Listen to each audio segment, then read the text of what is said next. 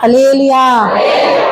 దేవుని పరిశుద్ధ నామమును బట్టి కూడి వచ్చిన సంఘం అంతటికి నాకు అవకాశం ఇచ్చిన డాడీకి, అమ్మ వాళ్ళందరికీ కూడా నా హృదయపూర్వకమైన కృతజ్ఞతలు చెల్లిస్తున్నాను. ఎన్నిక, యోగ్యత, అర్హత ఏమాత్రం కూడా ఈ స్థలంలో నిలబడడానికి నా అర్హత లేని నన్ను ప్రభు జ్ఞాపకం చేసుకుని మీ అందరి మధ్యన ఒక పత్రికగా, ఒక సాక్షి బిడ్డగా దేవుడు నన్ను నిలబెట్టి ఈ దినం వాడుకుంటున్న దేవునికి నా హృదయపూర్వకమైన వందనాలు చెల్లిస్తున్నాను. అందరూ అనుకోవచ్చు, మా కళ్ళ ముందు పెరిగిన పిల్ల ఏం చెప్తాదో చూద్దామని వచ్చిన వాళ్ళు కొంతమంది, వాక్యం ఏముంటుందా అని వినడానికి వచ్చిన వాళ్ళు కొంతమంది. ఏదైనా కానీ నిలబడింది నేను కాదు, పరిశుద్ధాత్మ దేవుడు మాత్రమే. హల్లెలూయా, హల్లెలూయా. దేవుడు నన్ను మరుగు చేస్తాడు. ప్రభువే మీ అందరితో మాట్లాడును గాక. నేను తగ్గాలి, ఆయన హెచ్చాలి. హల్లెలూయా. మనందరి జీవితాల్లో కూడా మనం ఎప్పుడు కూడా తగ్గి ఉండాలి, ప్రభు మాత్రం ఘనపరచబడాలి. ఎప్పుడైతే ప్రభు ఘనపరచబడుతూ ఉంటాడో మన జీవితాల్లో వద్దన్న కొద్దీ కూడా ఆశీర్వాదాలు మన వెంట వస్తూనే ఉంటాయి. హల్లెలూయా, హల్లెలూయా. తడువు చేయక దేవుని వాక్యాన్ని చదువుకుందాము. పేతురు రాసిన పత్రిక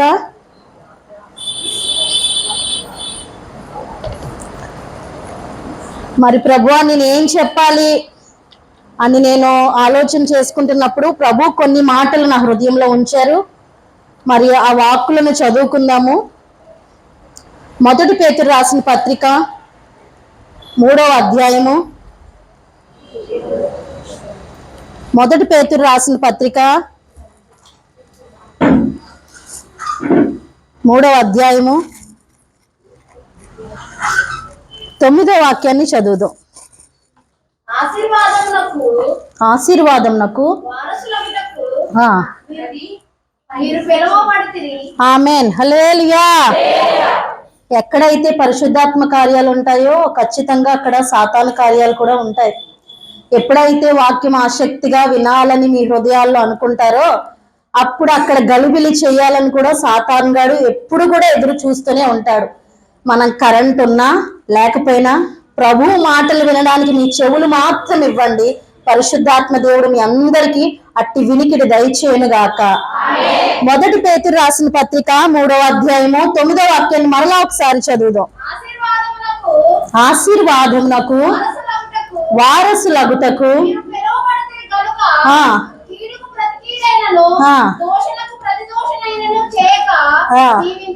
ఆమేన్. హల్లెలూయా, హల్లెలూయా. ఇక్కడ మొట్టమొదటిగా రాయబడిన వాక్కు మీరు ఆశీర్వాదమునకు వారసులగుటకు మీరు పిలువబడితిరి. ఆమేన్ చెప్పండి అందరూ. ఆమేన్ అంటే అవునుగాక.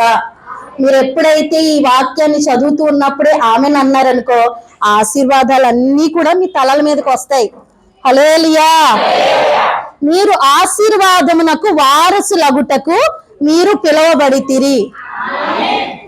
ఇక్కడ ప్రభు సెలవిస్తున్నాడు, ఆశీర్వాదమునకు వారసులగుటకు మనందరం కూడా పిలువబడి ఉన్నామంట.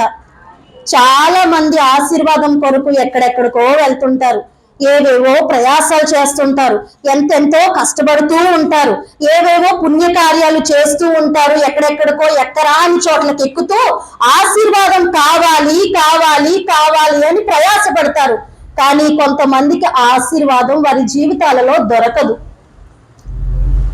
ఎందుకనంటే వాళ్ళు చేసే కార్యాలను బట్టి, వారు చేసే పనులను బట్టి కొన్ని సందర్భాలలో ఆశీర్వాదాలు వారి జీవితాల్లోకి రావు. కానీ ప్రభు పిల్లలైన మీ అందరితో ప్రభు చెబుతున్నాడు, ఆశీర్వాదానికి వారసులగుటకు మీరు పిలువబడితిరి. హల్లెలూయా, హల్లెలూయా. బైబిల్లో వ్యక్తిని కనుక మనం చూసుకున్నట్లయితే ఆయన పేరుకి భాగ్యవంతుడే, కానీ ఆయన గోత్రము చాలా చిన్న గోత్రం, ద్వేషింపబడిన గోత్రం. హల్లెలూయా. ద్వేషింపబడిన గోత్రము ఏమాత్రం కూడా ఎన్నిక లేని గోత్రం. కానీ ప్రభువు ఆ వ్యక్తిని ఆశీర్వాదమునకు కారకుడుగా ఉండడానికి, ఆశీర్వాదమునకు వారసుడుగా ఉండడానికి తనని ఏర్పరచుకున్నాడు. ప్రభువే ఎన్నిక చేసుకున్నాడు. ఎవరు ఎన్నిక చేసుకున్నారంటమ్మా? ప్రభువే ఎన్నిక చేసుకున్నాడంట. మన జీవితాల్లో కూడా కొంతమందిని దేవుడు ఏర్పరచుకుంటుంటాడు, కొంతమందిని కోరుకుంటూ ఉంటుంటాడు. కానీ మనం అది గుర్తించక ఎటేటో వెళ్ళిపోతుంటాం, ఏవేవో తలంపులు చేస్తూ ఉంటాం, ఏవేవో ఆలోచనలు చేస్తుంటాం. కానీ ఇక్కడ ఈ వ్యక్తిని ప్రభు ప్రత్యేకంగా కోరుకున్నాడంట, ప్రత్యేకంగా ఏర్పరచుకున్నాడంట. హల్లెలూయా, హల్లెలూయా. ప్రత్యేకంగా కోరుకున్నాడంట, ఏర్పరచుకున్నాడంట. ఆ వ్యక్తి ఎవరో ఇప్పటికే మీకు అందరికీ తెలిసే ఉంటది. ఎవరమ్మా? సౌలు. ఎవరు? గాడిదలను వెతుక్కుంటూ తిరుగుతున్నాడంట అరణ్యంలో. ఎక్కడ తిరుగుతున్నాడంట? అరణ్యంలో గాడిదలు వెతుక్కుంటూ తిరుగుతున్నాడంట. అతని గోత్రం చాలా చిన్న గోత్రం, ఎన్నిక లేని గోత్రం అంట. బెన్యామీను గోత్రం అనేది చాలా చిన్న గోత్రము, ఎన్నిక లేని గోత్రము. అయినప్పటికీ ప్రభు అంట ఆ వ్యక్తిని కోరుకున్నాడంట. ఏం చేసుకున్నాడు? ఎందుకు కోరుకున్నాడో తెలుసా? తనకి పరిపాలన చేసే రాజుగా ఉండాలని తనని ఏర్పరచుకున్నాడు దేవుడు. కానీ ఆ వ్యక్తి చేసిన కొన్ని కార్యాలను బట్టి ఆ వ్యక్తికి ఉన్నటువంటి ఆశీర్వాదాలన్నీ కోల్పోయాడు. ఈరోజు ఒక వ్యక్తిలో ఆశీర్వాదాలు చూద్దాము. ఒక వ్యక్తిలో ఏ ఆశీర్వాదాలు తను పోగొట్టుకున్నాడో తిరిగి వేరే వ్యక్తి ఏ రీతిగా పొందుకున్నాడో ఈ రోజు మనం తెలుసుకుందాం. హల్లెలూయా. ఈ సౌలు అనే వ్యక్తి గాడిదలు తప్పిపోయినని గాడిదల వెంట తిరుగుతూ గాడిదలను ఎత్తుక్కుంటూ తిరుగుతున్నప్పుడు అక్కడ ఉన్న ప్రవక్త అయిన సమూయేలుకి సెలవిస్తున్నాడు, నేను ఒక వ్యక్తిని కోరుకున్నాడు, ఆయన నీ దగ్గరికి వస్తాడు, ఆయనను అభిషేకించు అని చెప్పి ఉన్నాడు. హల్లెలూయా. మీ అందరికీ ఈ చరిత్ర తెలుసు, సౌలు చరిత్ర తెలుసు కదమ్మా? తెలుసా లేదా? తెలిసిన వాళ్ళందరూ చేతులు పైకెత్తి హల్లెలూయా చెప్పండి. హల్లెలూయా. మనం చిన్ననాటి నుండి చాలా విషయాలు తెలుసుకుంటూనే ఉన్నారు. నాకన్నా ఎక్కువగా మీకు కూడా వాక్యాలు చాలా తెలుసు. కానీ ప్రభువు నన్ను నిలబెట్టాడు కాబట్టి నా మధ్యలో ఉన్న మాటలు మీకు తెలియచేస్తాను. ఈ వ్యక్తిని ప్రభు 40 సంవత్సరాల పాటు ఎన్నుకోవాలని, 40 సంవత్సరాల ప్రభు ఇశ్రాయేలు ప్రజలకు రాజుగా ఏర్పరచుకోవాలని అతన్ని ఎన్నుకున్నాడంట, కోరుకున్నాడంట, ప్రత్యేకంగా ఏర్పరచుకున్నాడంట. కానీ తనకున్నటువంటి కొన్ని లక్షణాల వలన ఆ వ్యక్తి ఏమైపోయాడు తెలుసా? తనకున్న ఆశీర్వాదాలన్నీ కోల్పోయాడు. హల్లెలూయా, హల్లెలూయా, హల్లెలూయా. మొట్టమొదటి రాజుగా ఏర్పరచుకున్నాడు. ఇశ్రాయేల్ ప్రజలకు ఎవరమ్మా మొట్టమొదటి రాజు? సౌలు. మొట్టమొదటి రాజుగా ఏర్పరచుకుని తన ద్వారా కొన్ని ఘనమైన కార్యాలు చేయాలి, ప్రభు కూడా ఘనత పొందుకోవాలి అని చెప్పి ఆయనను ఏర్పరచుకుంటే తను చేసిన అల్పమైన కార్యాలను బట్టి ఆ దినాల్లో ఆ వ్యక్తి మీద ఉన్న ఆశీర్వాదాలన్నీ పోయినాయి. అసలు ఆయన ఏం చేశాడమ్మా అని అంటే గనక మొట్టమొదటిగా చదువుదాము.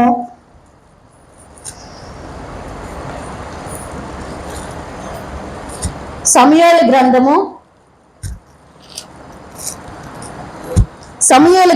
మొదటి సమూయేలు గ్రంథము 18వ అధ్యాయము 9వ వాక్యం చదవండి.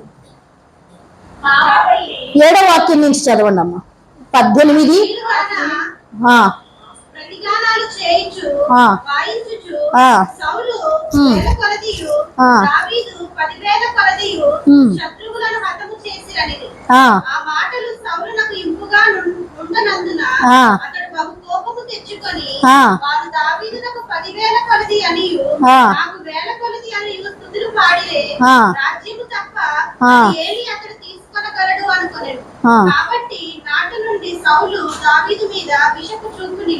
ఆమేన్. హల్లెలూయా, హల్లెలూయా. ఇక్కడ 9వ వాక్యంలో ఉంటది, కాబట్టి నాట నుండి సౌలు దావీదు మీద విషపు చూపు నిలిపెను. ఏం చూపు నిలిపాడంటమ్మా?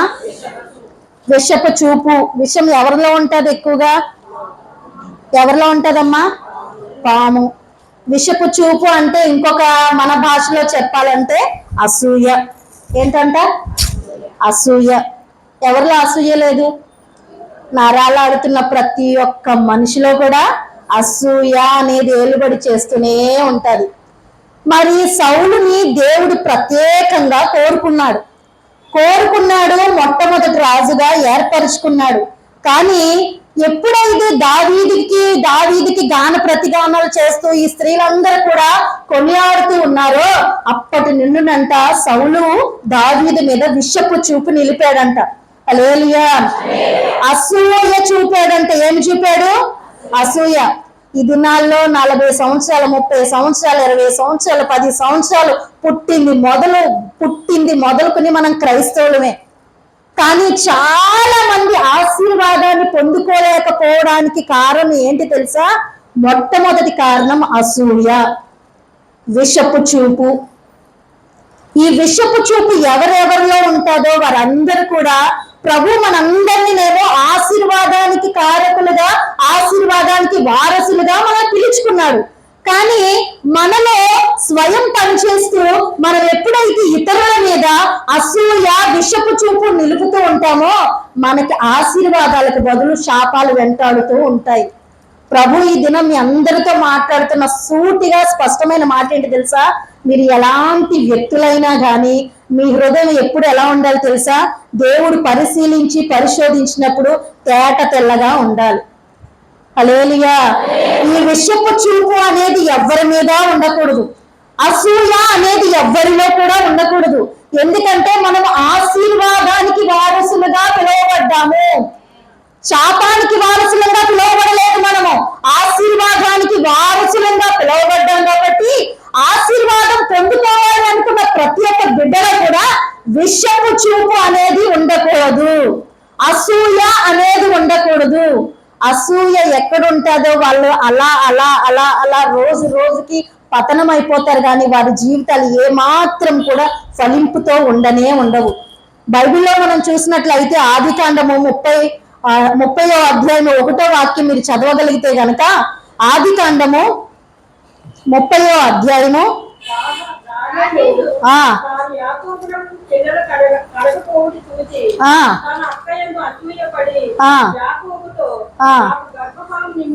ఆమేన్. హల్లెలూయా. లేయా ద్వేషింపబడుట యెహోవా చూచి ఆమె గర్భము తెరిచెను. హల్లెలూయా. తన అక్క ఏం చేసిందంట? అసూయ పడ్డాదంట. ఎవరమ్మా? రాహేల్ అంటే ఎవరు? లేయాకి సొంత చెల్లె. ఈ దినాల్లో ఎలా ఉన్నారు తెలుసా?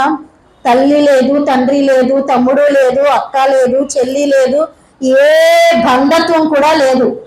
ఎవరిలో చూసినా వాళ్ళు ఎదుగుతుంటే వాళ్ళలో అసూయ, వాళ్ళు ఇల్లు కట్టుకుని వృద్ధి చెందుతుంటే అసూయ, వాళ్ళు పెళ్లిళ్ళు చేసుకుని చక్కని సంసారం చేసుకుంటూ ఉంటుంటే వారి మీద అసూయ అసూయ అసూయ. ఇక్కడ కూడా తన సహోదరి పట్ల ఏం చేస్తుందంట? రాహేలు అసూయ చూపిస్తుందంట. సౌలుని దేవుడు ఎన్నుకున్నాడు, ఏర్పరచుకున్నాడు, తనకి వారసుడుగా ఉండడానికి, ఆశీర్వాదానికి కారకుడుగా ఉండడానికి పిలుచుకున్నాడు. కానీ సౌలు మొట్టమొదటి ఏం చూపాడని తెలుసు? దావీదు మీద విషపు చూపు నిలిపాడు. అదే రీతిగా ఇక్కడ రాహేలు కూడా తన అక్క అయిన లేయా విషయంలో ఏం చూపుతున్నాడు తెలుసా? విషపు చూపు నిలుపుతుంది, అసూయ చూపిస్తుంది. ఈ రోజుల్లో ఎవరిని కూడా మనం నమ్మడానికి వీలు లేదు. మనం వృద్ధి చెందుతున్నామంటే మన చుట్టూ ఉన్న కళ్ళే ఎంతో అసూయ చేత నిండుకున్న దినాలు. హల్లెలూయా. నువ్వు నేను పిల్లలంగా, ఆశీర్వాదానికి పిల్లలంగా మార్చబడాలంటే మనలో మొట్టమొదట అసూయ అనేది ఉండకూడదు. అది నరాల్లో నుండి కూడా తొలగింపబడి ఉండాలి. ఏమవ్వాలమ్మా? తొలగించబడి ఉండాలి. ఏమాత్రం అసూయ అనేది ఉండకూడదు. ఇక్కడ అంతా రాహేలు అసూయ చేత నింపబడ్డది కాబట్టి కొన్ని దినాల వరకు ఆమె గర్భం ఏం చేశాడంటే తెలుసా? దేవుడు మూసివేయబడ్డాడంట. ఈ దినాల్లో నీకు ఆశీర్వాదాలు రాకుండా అడ్డుపడుతున్న పెద్ద సమస్య ఏంటి తెలుసా? అసూయ. నువ్వు నేను ఆయనకి పిల్లలంగా, ఆయనకి శిష్యులంగా, ఆయనకి వారసులంగా ఉండడానికి పిలుచుకున్నాడు దేవుడు. ఎందుకు పిలుచుకున్నాడమ్మా? ఆశీర్వాదానికి మనం వారసులంగా, పిల్లలంగా, శిష్యులుగా ఉండడానికి మనల్ని పిలుచుకున్నాడు. కానీ మనలో ఉన్న అసూయ చేత మనం ఏమైపోతున్నాం తెలుసా? మనకు వస్తున్న ప్రతి ఒక్క ఆశీర్వాదానికి అడ్డుగోడగా మన అసూయే నిలబడుతుంది. ఇప్పుడు రాహేలుకు వచ్చే ఆశీర్వాదాలన్నీ ఎందుకు ఆగిపోయినాయి తెలుసా? ఎందుకు ఆగిపోయినాయి అమ్మా? లేయా అంట ద్వేషింపబడుట ఎవరు చూశారంటమ్మా? యెహోవా చూశాడు. ఈ దినాల్లో నీ చుట్టూ ఉన్న వాళ్ళు నిన్ను అసూయ చేత చూస్తున్నారేమో. నువ్వు ఒకటే ప్రార్థన చేసుకో, యెహోవా నన్ను చూస్తున్నాడు. ఎవరు చూస్తున్నారమ్మా? లేయా ద్వేషింపబడుటంట యెహోవా చూశాడంట. అలాగే మనం ద్వేషింపబడుతున్నప్పుడు, చుట్టూ ఉన్నవారు అసూయ చేత ఉంటున్నప్పుడు మనల్ని ఎవరు చూస్తున్నారు తెలుసా? యెహోవా చూస్తున్నాడు. యెహోవా చూసినప్పుడు ఆశీర్వాదాలు నీకు ఏమాత్రమైన అడ్డంగా ఉంటాయా? నువ్వు వద్దన్న కొద్దీ నీ వెంట పడుతూనే ఉంటాయి ఆశీర్వాదాలు. హల్లెలూయా. ఈ దినాల్లో నీకు నాకు కూడా ఆశీర్వాదాలు రాకుండా అడ్డుకుంటున్న మొట్టమొదటి కారణం ఏంటి తెలుసా? అసూయ. ఎప్పుడైతే ఆ అసూయను నువ్వు విడిచిపెట్టి నడుస్తావో అప్పుడు ఖచ్చితంగా నీకు ప్రాణ, ఆత్మ, దేహ, శరీరాలు పరిశుద్ధపరచబడి నువ్వు ఆశీర్వాదానికి కారకురాలుగా పిలువబడతావు. హల్లెలూయా, హల్లెలూయా. రెండవదిగా చదువుదాము. సౌలుకి ఆశీర్వాదానికి రాకుండా పోవడానికి రెండో కారణం ఏంటి తెలుసా? మాట వినలేదంట. ఏం చేయలేదమ్మా? మాట వినలేదు. ఈ దినాల్లో అన్ని కార్యాలు చేస్తున్నాం, ప్రార్థన చేస్తున్నాం, వాక్యం చదువుతున్నాము, ఎంతగానో మందిరం అంటే ఆసక్తి కలిగి పరుగు పరుగు పరుగు పరుగున అర్ధగంట ముందే వచ్చి కూర్చుంటున్నాం. కానీ ప్రభు మాట ఎంతమంది వింటున్నారమ్మా? ఇక్కడ ప్రభు అంటాడు, ఆ కార్యానికి నువ్వు వెళ్ళొద్దు, ఆ పని నువ్వు చెయ్యొద్దు, ఇది నీకు ఇష్టం లేని ఇది నాకు ఇష్టం లేని కార్యం, దీని జోలికి ఏమాత్రం వెళ్ళక నా బిడ్డ, నిన్నెందుకంటే నా రక్తం ఇచ్చి నిన్ను కొన్నాను కదా, ఆ కార్యము నువ్వు చెయ్యొద్దు అని ప్రభు చెప్తాడు. ఎంతమంది ప్రభు మాట విని ఆ కార్యము చేయక వెనకడుగేస్తున్నారు? ఇక్కడ సౌలు కూడా ఆయన ఆశీర్వాదాలు పోగొట్టుకోవడానికి రెండో కారణం ఏంటో తెలుసా? మాట వినలేదంట. మాట ఏమాత్రం వినలేదంట. మాట వినకపోవడం వల్ల ఏమయ్యాడు తెలుసా? చదవండి, సమూయేలు మొదటి గ్రంథము 15వ అధ్యాయము 22వ వాక్యం, సెకండ్ లైన్ చదవండి.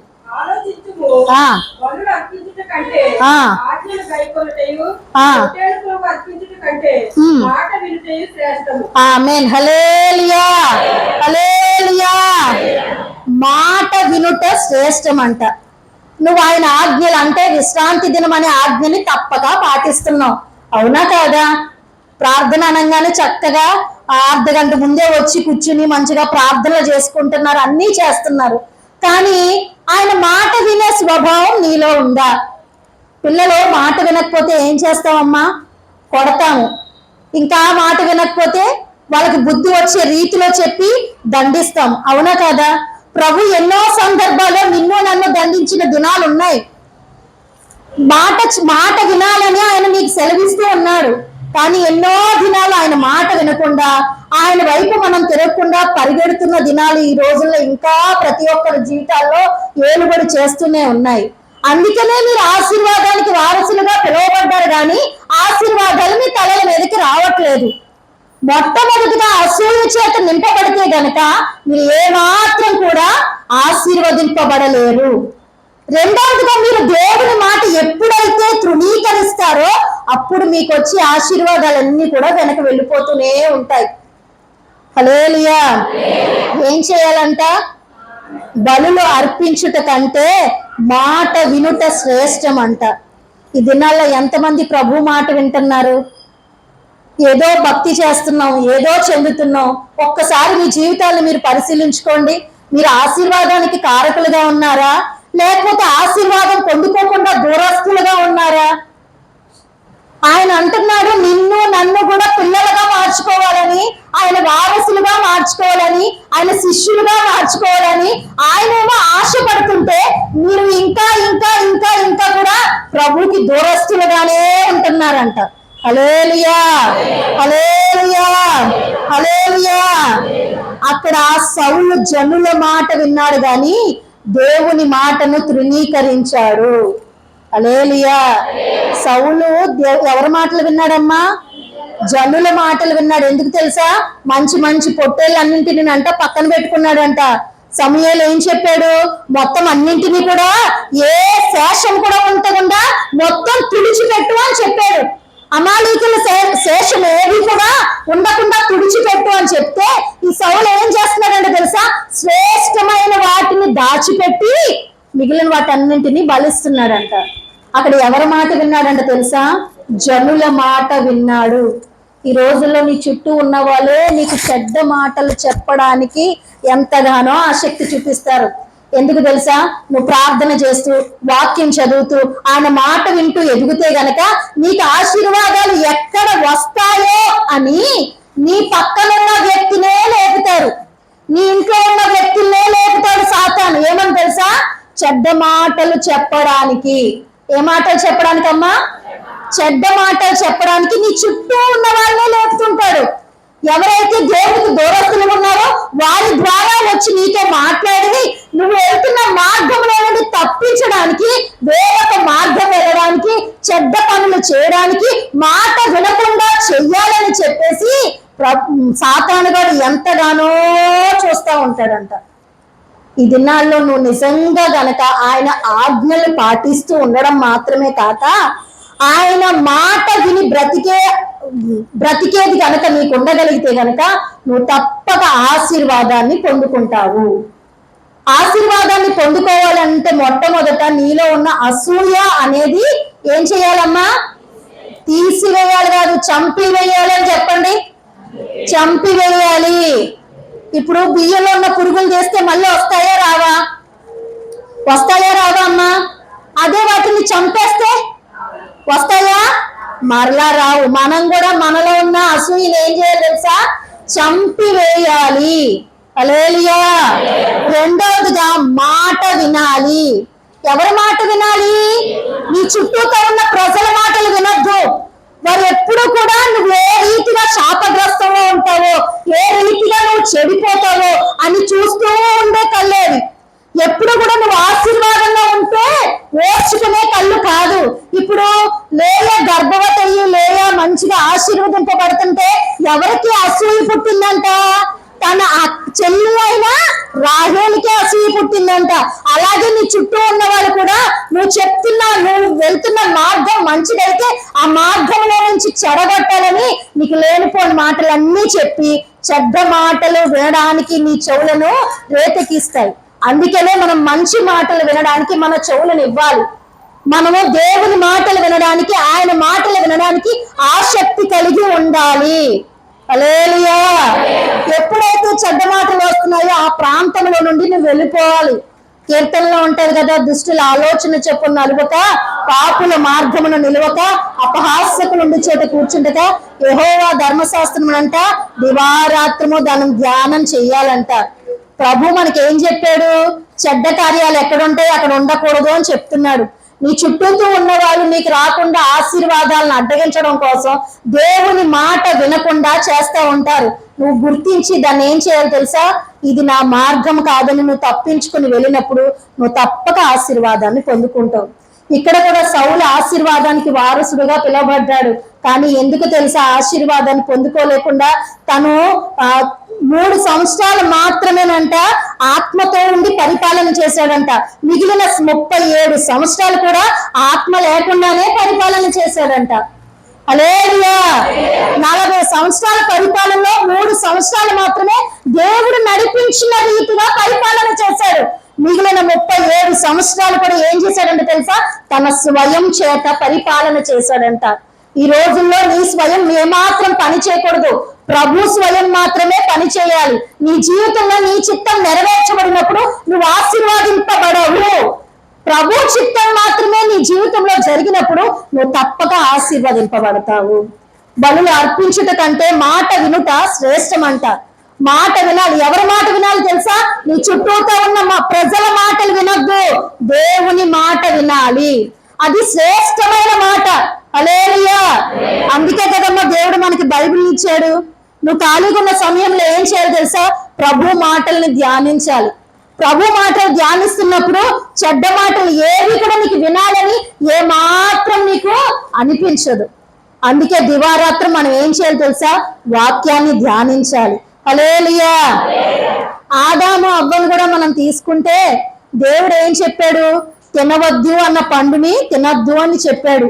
అమ్మా అన్నీ మీవే, కానీ ఆ ఒక్కదాని విషయంలో మాత్రం మీరు దూరస్థలంగా ఉండండి అంటే వీళ్ళు ఏం చేస్తున్నారు తెలుసా?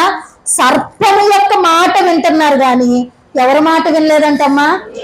దేవుని మాట వినలేదు. ఈ రోజుల్లో నువ్వు ఎవరి మాట వింటున్నావు? దేవుని మాటను వింటున్నావా? సర్పము కుయుక్తి చేత మాట్లాడుతున్న వారి మాటలు వింటున్నావా? నిన్ను నువ్వు పరీక్షించుకో. ఒకవేళ కుయుక్తిగా ఉండే నీ చుట్టూతో ఉన్న ప్రజల మాటలు వింటుంటే గనక నువ్వు ఏ మాత్రం ఆయనకి పిల్లలుగా కానీ, ఆయనకి వారసులుగా కానీ, ఆయనకి శిష్యులుగా కానీ నువ్వు మార్చబడలేవు.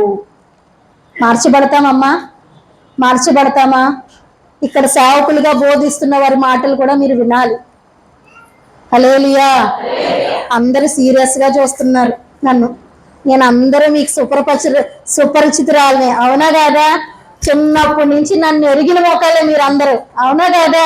నేను మీ అందరికీ నేను తెలుసు. నాకే ఇంకా అక్కడక్కడ కొంతమంది నాకు తెలియదు, కానీ మీ అందరికీ నేను తెలుసు. నన్ను కొత్తగా చూడొద్దు, మంచిగా నవ్వుతూ వాక్యాన్ని స్వీకరించండి. ఎందుకంటే వాక్యం ప్రతి ఒక్క నర మూల్గులను పరిశుద్ధపరచగలిగింది. ఈ వాక్యం ఎలాంటిదంటే తెలుసా? శక్తి కలిగింది. ఈ వాక్యం ఎలాంటిదంటే తెలుసా? ఎలాంటి రోగము కలిగిన వారికైనా స్వస్థతనిస్తుంది. ఎలాంటి అసూయ చేత ఉంటున్న వారినైనా అసూయ చేత తీసివేయబడగలిగింది. హల్లెలూయా. నువ్వు ఈ దినాల్లో ప్రభువు మాట విన్నట్లయితే గనక నీకు ఆశీర్వాదానికి నువ్వు వారసురాలుగా పిలువబడతావు. మూడవదిగా, కృతజ్ఞతా హృదయము సౌలుకి లేదంట. ఎక్కడో గాడిదలు గంట తిరిగే వాడిని ఏం చేశాడంట దేవుడు? ఏం చేశాడమ్మా? సింహాసనం ఎక్కించాడు. మన దగ్గర డబ్బు లేదు, ఆస్తి లేదు, అంతస్తు లేదు, కానీ ఏదో ప్రభు నీలో ఉన్న ఏదో ఒక కృపను బట్టి నిన్ను ఎంతగానో హెచ్చిస్తే నువ్వేం చేస్తావు తెలుసా? నీ కింద ఉన్న వారిని చులకనగా చూస్తావు, నీ కింద ఉన్న వారిని ద్వేషిస్తావు.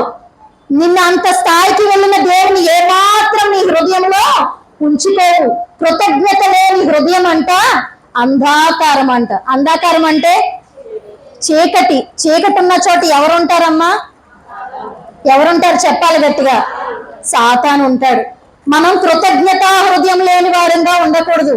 ప్రభు ఎంతగానో ఆయనను ఏర్పరచుకున్నాడంట, ఎంతగానో కోరుకున్నాడంట. అయినప్పటికీ సౌలు ఏం చేస్తున్నాడంట తెలుసా? కృతజ్ఞత హృదయం లేని వాడుగా ఉంటున్నాడంట. ఈ దినాల్లో నీకు చేసిన మేలు, ప్రభు ఎన్నో మేలులు ఉపకారములు నీ జీవితంలో చేశాడు. వాటన్నింటిని నువ్వు తలపోసుకుంటున్నావా? నువ్వు మరణ పడకలో ఉన్నప్పుడు దేవుడు నిన్ను లేవనెత్తాడు కదా, నువ్వు అది జ్ఞాపకం చేసుకుంటున్నావా? నువ్వు అప్పులలో కూరుకుపోయావు కదా, అప్పుడు దేవుడు నిన్ను చెయ్యి పట్టి పైకి లేపాడు కదా, అది నువ్వు జ్ఞాపకం చేసుకుంటున్నావా? నీ బంధువులందరి చేత నీ దగ్గర ఏమీ లేదని నువ్వు ద్వేషింపబడుతున్నావు కదా, అలాంటి సమయాల్లో ప్రభు నిన్ను లేవనెత్తాడు కదా, నీకు కృతజ్ఞత ఉందా? నువ్వు కృతజ్ఞత లేని హృదయురాలుగా ఉంటే గనక నువ్వు ఏ మాత్రం కూడా ఆశీర్వాదానికి వారసురాలుగా నువ్వు పిలవబడలేవు. మీరందరూ ఎక్కడికి వెళ్ళాలని వచ్చారు? ఎక్కడికి వెళ్ళాలమ్మా? పరలోకానికి వెళ్ళాలని వచ్చాడు. బైబిల్లో కూడా ఒక యవనస్తుడు ఉన్నాడు. ఆ యవనస్తుడు అంట, ప్రభువా నిత్య జీవాన్ని పొందుకోవడానికి నేను ఏం చెయ్యాలి ప్రభు అంటే అన్ని చెప్పాడంట. ప్రభు, అయ్యా నేను ఇవన్నీ చిన్ననాటి నుండే చేస్తున్నాను ప్రభు అని అన్నాడంట. అయితే అన్నాడంట, నీకున్నదంతా పేదలకు ఇచ్చి నన్ను వెంబడిస్తా అంటే ఆ యవనస్తుడు ఏం చేశాడంట తెలుసా? ఏం చేశాడంట? మొక్కము చిన్న బుచ్చుకునంట వ్యసన పడుచూ వెళ్ళిపోయాడంట. చిన్న బుచ్చుకుని వెళ్ళడం మాత్రం కాదంట, వ్యసన పడుచూ వెళ్ళిపోయాడంట. ఎలా వెళ్ళిపోయాడమ్మా? నువ్వు దేవుడు నిన్ను ఎంతో ఒక స్థాయిలో ఉన్నప్పుడు, నువ్వు కృతజ్ఞత లేని హృదయురాలుగా తిరుగుతున్నప్పుడు ఒక ఆత్మీయంగా ఎదిగే వాళ్ళు వచ్చి నీతో అంటారు, అక్క నువ్వు ఎందుకు దేవుని మార్గాన్ని విడిచి నువ్వు వేరే మార్గాల్లో ఎందుకు వెళ్తావు? నువ్వు ప్రమాదకరమైన పరిస్థితుల్లో, అప్పుల్లో, సమస్యల్లో, కుటుంబ ఇరుకుల్లో, అసమాధాన కార్యాల్లో ఉన్నప్పుడు దేవుడు నిన్ను ఎంతో జ్ఞాపకం చేసుకుని నిన్ను నిలబెట్టాడు కదా, ఎందుకు నువ్వు కృతజ్ఞత లేని దానిగా నువ్వు మందిరానికి వెళ్లకుండా, దేవుని మాట వినకుండా ఎందుకు నీ జీవితాన్ని మరలా పతనానికి తెచ్చుకుంటున్నావంటే, అలా చెప్పే వాళ్ళ మాటలు మనకి ఎలా ఉంటాయి తెలుసా? వ్యసన పడుతూ ఉంటామంట. నేను ఆశీర్వదింపబడ్డానని దీనికి వ్యసనం కలుగుతుంది, అందుకే నీకు ఈ మాటలన్నీ చెబుతుంది అని అనుకుంటామా లేదా? ఎప్పుడైతే మంచి మాటలు మన దగ్గరికి వస్తాయో వాటిని స్వీకరించి కృతజ్ఞతా హృదయం కలిగి దేవునిలో గనక నువ్వు నిలబడితే గనక దేవుని పిల్లలుగా నువ్వు మార్చబడతావు, దేవుని వారసురాలుగా నువ్వు మార్చబడతావు. హల్లెలూయా. ఎలాంటి పిల్లలుగా అంటే తెలుసా? ఆశీర్వదింపబడిన పిల్లలుగా నువ్వు మార్చబడతావు, ఆశీర్వాదానికి వారసురాలుగా నువ్వు మార్చబడతావు. కింద వాక్యం సెలవిస్తుంది, కీడునకంట ప్రతి కీడు చేయొద్దంట. ఏం చేయకూడదంట? కీడునకు ప్రతి కీడు. ఇక్కడ సౌలు ఏం చేస్తున్నాడమ్మా? కీడునకు ప్రతి కీడే చేస్తున్నాడు, అవునా కాదా? అక్కడేమో గొల్యాతును చంపడానికి ఎవ్వరూ లేరు, కానీ దావీదు వెళ్ళి చిన్నవాడైనా దేవుడు ఆయన మీద ఉంచిన కృపను బట్టి వెళ్ళి చంపి తిరిగి వస్తానంట. అందరు స్త్రీలు ఆయనకి జైజేలు కొడుతుంటానంట. ఈ సౌలికి ఏం లేదంటమ్మా?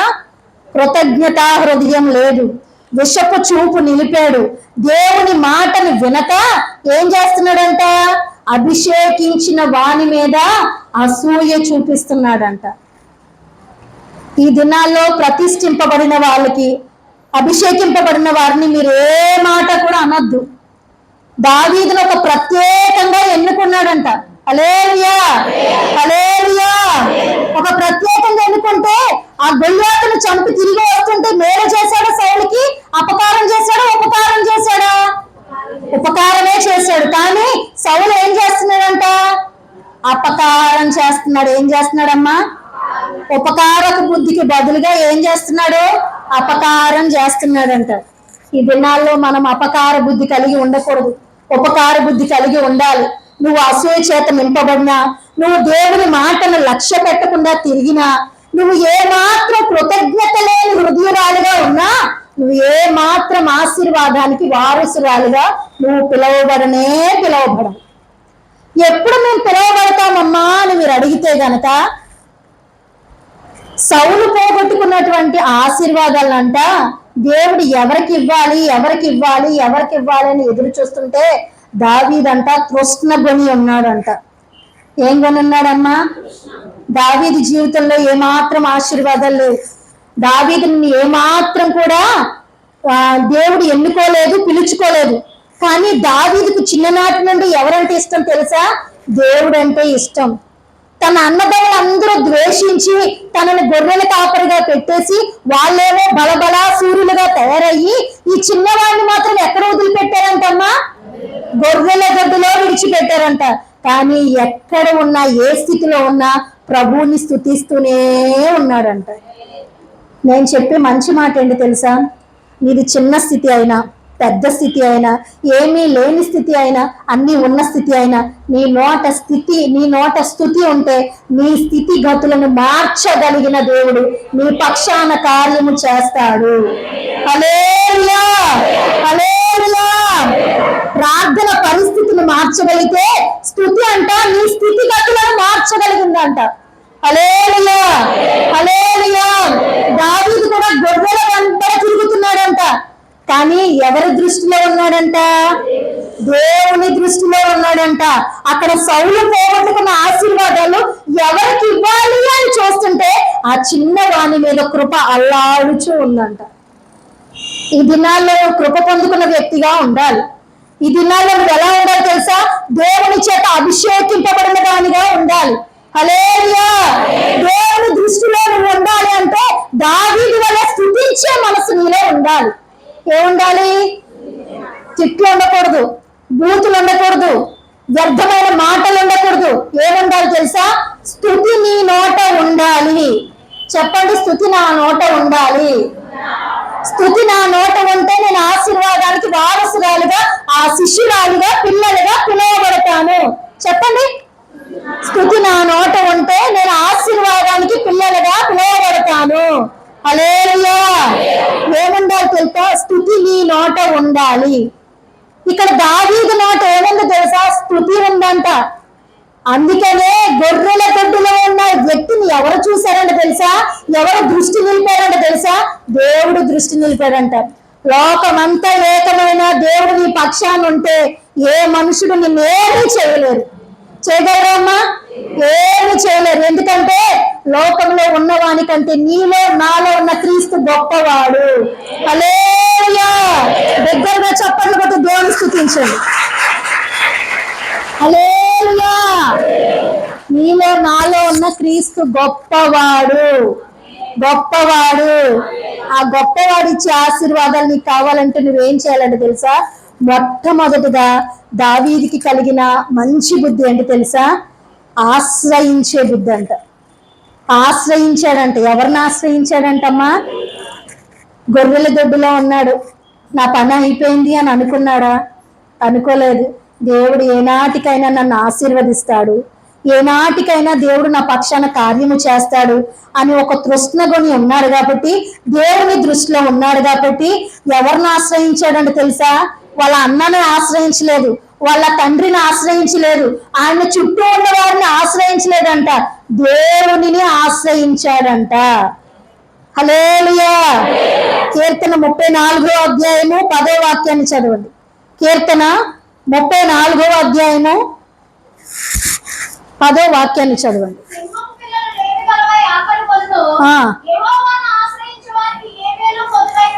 ఆమేన్. హల్లెలూయా, హల్లెలూయా. సింహపు పిల్లలంట లేమి గలవై ఆకలి కొనినంట, ఆయనను ఆశ్రయించు వారికంట ఏ మేలు కొదువై ఉండదు. ఈ దినాల్లో నువ్వు ఎవరిని ఆశ్రయిస్తున్నావు? నువ్వు ఉద్యోగం చేస్తున్నావు, నీ అధికారిని ఆశ్రయిస్తున్నావా? నీ కుటుంబాన్ని పోషిస్తున్న నీ భర్తను ఆశ్రయిస్తున్నావా? నీ పిల్లలు ఎదిగొచ్చారు, ఉద్యోగం చేసి నన్ను పోషిస్తారు అని నీ పిల్లల్ని ఆశ్రయిస్తున్నావా? నువ్వు వారందరిని ఆశ్రయిస్తే ఏదో ఒక రోజు వారందరూ నిన్ను విడిచిపెట్టి వెళ్ళిపోతారు, నిన్ను కాదనుకుని వెళ్ళిపోతారు. హల్లెలూయా. కానీ నువ్వు ఎప్పుడైతే దేవునిని ఆశ్రయిస్తావో తప్పక ఆయన నీకు ఏ మేలు కొడువక చేయక మానడు. హల్లెలూయా. అరణ్యంలో ఎవరిని ఆశ్రయించాడంటమ్మా దావీదు? ఎవరిని ఆశ్రయించాడు? మనుషులను ఆశ్రయించలేదు, వారి అన్నను ఆశ్రయించలేదు, వారి తండ్రిని ఆశ్రయించలేదు, యెహోవాను బట్టి ఆశ్రయం పొందాడు. ఈ దినాల్లో నువ్వు కూడా ఎవరిని బట్టి ఆశ్రయించాలి తెలుసా? దేవుడిని మాత్రమే ఆశ్రయించాలి. ఈ ఊపిరి ఆయన ఇచ్చిందే, ఈ జీవితం ఆయన ఇచ్చిందే. ఒక్కరోజు మనకి ఊపిరి లేకపోతే కనుక కరోనా టైంలో 1 గంట మనకు ఆక్సిజన్ పెట్టాలంటే కొన్ని వేల డబ్బులు ఖర్చు అయ్యేటివి. ఈ రోజు కూడా మనం హాస్పిటల్ వెళ్ళండి, ఆక్సిజన్ మనకి పెట్టాలంటే కొన్ని వేల రూపాయలు మనకు ఛార్జ్ చేస్తారు. కానీ ఈ ఊపిరి ఎవరు ఇచ్చారు తెలుసా? దేవాది దేవుడు మనకి ఇచ్చాడు. ఈ ఊపిరి ఇచ్చిన ఆయనకి మనం ఏమండాలి తెలుసా? ఆయనను మనం ఆశ్రయించే వారంగా ఉండాలి. ఎవరిని ఆశ్రయించాలి? దేవునిని ఆశ్రయించాలి. సింహపు పిల్లలు లేరగలవే ఆకలి కొనినను నన్ను ఆశ్రయించిన వారికి ఏ మేలు కూడా ఆయన చేయక మానడు. ఈ దినాల నుంచి నువ్వు గనక ఆయనను ఆశ్రయించగలిగితే, ఆయనలో అంట దావీదులో అంట విషపు చూపు లేదంటమ్మా. సౌలు ఎంతగానో ఆయనని తరుముతూ ఉన్నా గాని ఆయనని ఏమాత్రం కూడా ద్వేషించే మనసు ఇంత కూడా రాలేదంట. ఈ దినాల్లో ఒక్కరోజు కనుక మా చుట్టూతో ఉన్న వాళ్ళు ఎవరన్నా అంటే కొన్ని వందల సంవత్సరాలు మనలో కక్ష కక్ష కక్ష పెరిగిపోతూ ఉంటది. అవునా కాదా? వాళ్ళన్న మాట ఏది ఉండదు, ఏదో అప్పుడు వరకు మీ ఇద్దరు ఓ చట్టా పట్టాలు వేసుకుని కలిసి బ్రతుకుతున్న వాళ్ళే. ఏదన్నా ఒక చిన్న సందర్భంలో వారు ఏదన్నా అన్నరాని మాట, మాట్లాడని కూడని మాట మాట్లాడితే కొన్ని వందల సంవత్సరాల వరకు వారి కుటుంబాల్లో ఏమాత్రం కూడా సమాధానం ఉండదు. కానీ సౌలంట ఎంతగానో దావీదుని తరుముతూ ఉన్నా గాని దావీదు అంటున్న ఒక మంచి మాట చెప్పనా? అభిషేకించిన వాణిని నేను మొట్టను. హల్లెలూయా. నువ్వు నేను కూడా యేసుక్రీస్తు రక్తము చేత కడగబడిన వారము, కొనబడిన వారము. మనం ఎలా ఉండాలి తెలుసా? మన హృదయాలలో ద్వేషము ఉండకూడదు, మన హృదయాలలో అసూయ ఉండకూడదు. మనం ఎప్పుడు కూడా ఆయనను ఆశ్రయించే వారంగా ఉండాలి. హల్లెలూయా. దావీదుకి సౌలు కుటుంబం అంట దినదినము నీరసిల్లిందంట. దావీదు కుటుంబం అంతకంతకు ఏమైందంట తెలుసమ్మా? వర్ధిల్లుచూ ఉండేను. ఎందుకు వర్ధిల్లాడు తెలుసా? మొట్టమొదటిగా ఆయన దేవుణ్ణి ఆశ్రయించాడు. తనలో ఏమాత్రం కూడా విషపు చూపుని నిలపలేదు. ఏం నిలపలేదమ్మా? విషపు చూపుని నిలపలేదు. ఈ దినాల్లో నువ్వు ఎవరి మీద విషపు చూపు నిలుపుతున్నావు? నువ్వు ఆశీర్వదింపబడకపోవడానికి కారణం ఏంటి తెలుసా? నువ్వెవరి మీదైనా విషపు చూపు నిలుపుతున్నావేమో, ఈ దినం నుంచి ఆ విషపు చూపును కొట్టేసుకో. రేపటి నుంచే నీ గుమ్మం తడతాది నీ ఆశీర్వాదం. హల్లెలూయా, హల్లెలూయా. ప్రభు నీకు ఆశీర్వాదం ఇవ్వాలి అని అనుకుంటున్నాడు, కానీ నీలో ఉన్న విషపు చూపు వలన అది అక్కడతోనే ఆగిపోతుంది. ఈ దినం నువ్వు ఈ వాక్యం వింటున్న మీరందరూ కూడా ఆయనను ఆశ్రయించి ఆ విషపు చూపుని మీరు తొలగించి క్షమించగలిగిన హృదయం మీకు ఉండగలిగితే గనక తప్పక మీ కుటుంబాలు ఆశీర్వదించబడతాయి. ఏమైతే అమ్మా? ఆశీర్వదించబడతాయి. రెండవదిగా దావీదు ఎందుకు ఆశీర్వదింపబడ్డాడంట తెలుసా? ప్రవక్త మాట విన్నాడంట. ఏ విన్నాడు? అక్కడ సౌలు ఏం మాట వినలేదు? దేవుని మాట వినలేదు. కానీ ఇక్కడ ఏం చేస్తున్నాడంట తెలుసా? ప్రవక్త అయిన నాతాను మాట గద్దింపునకు లోబడ్డాడంట. మాట వినడం కన్నా కూడా గద్దింపునకు లోబడ్డాడంట. సౌలు ఏ తప్పు చేయలేదు, కానీ దావీదు సౌలు కంటే ఎక్కువ తప్పు చేశాడు. పాపపు కార్యం తన జీవితంలో చేశాడు, కానీ తన పరుపు కొట్టుకుని పోయేంతగా ఏడ్చి ప్రభు సన్నిధిలో ప్రాధేయపడుతున్నాడంట. నాతాను ప్రవక్త వచ్చి హెచ్చరించినప్పుడు, గద్దించినప్పుడు ఏం చేసుకున్నాడంట తెలుసా? తన జీవితాన్ని సరి చేసుకున్నాడంట. హల్లెలూయా. ఈ దినాల్లో మీరు ఎన్నో తప్పులు, ఎన్నో మనుషులుగా మానవ రక్త మాంసాలు కలిగిన మనం అందరం కూడా ఎన్నో అనేక రకాలైనటువంటి తప్పులు చేస్తూ ఉంటాం. కొన్నిసార్లు వాక్యం మనం గద్దిస్తూ ఉంటది, కొన్నిసార్లు దైవ సేవకుల మాటల ద్వారా మనము సరి చేయబడతాం. అలాంటప్పుడు వాక్యం వచ్చినప్పుడు అది నువ్వు స్వీకరించి దాని ద్వారా నువ్వు గద్దింపునకు లోబడి సరి చేసుకున్నావు అనుకో, దావీదు పొందుకున్న ఆశీర్వాదాలన్నీ నువ్వు పొందుకుంటావు. హల్లెలూయా. ఇది నాకు కాదులే, ఇది నాకు సంబంధించింది కాదులే అని నువ్వు వాక్యాన్ని పెడచెవిన పెట్టావు అనుకో, సౌలు మీద ఉన్న కృప ఎవరి మీదకి వెళ్ళిందంట? నువ్వు విడిచిపెట్టిన కృప ఎవరికి వెళ్తాడు తెలుసా? నీ పక్కన ఉన్న వారికి వెళ్తా ఉంటది. హల్లెలూయా. అందుకే వాక్యము మన దగ్గరకు వచ్చినప్పుడు దాన్ని ఏం చేయాలి తెలుసా? స్వీకరించి దాని ద్వారా మనం సరి చేయబడితే గనక మనం ఆశీర్వదించబడతాము. ఏమైతామమ్మా? ఆశీర్వదించబడతాము. ప్రవక్త వచ్చి, నాతాను ప్రవక్త వచ్చి నువ్వు చేసింది తప్పు అని చెప్పినప్పుడు వెంటనే దావీదు సరి చేసుకున్నాడంట. తన పరుపు కొట్టుకొని పోయేంతగా ఏం చేస్తున్నాడంట తెలుసా? ప్రభు సన్నిధిలో కన్నీరు గార్చి ప్రార్థన చేస్తున్నాడు. ఈ దినాల్లో నీకు నాకు కలిగి ఉండవలసినటువంటి మంచి లక్షణం చెప్పనా? కన్నీటి ప్రార్థన.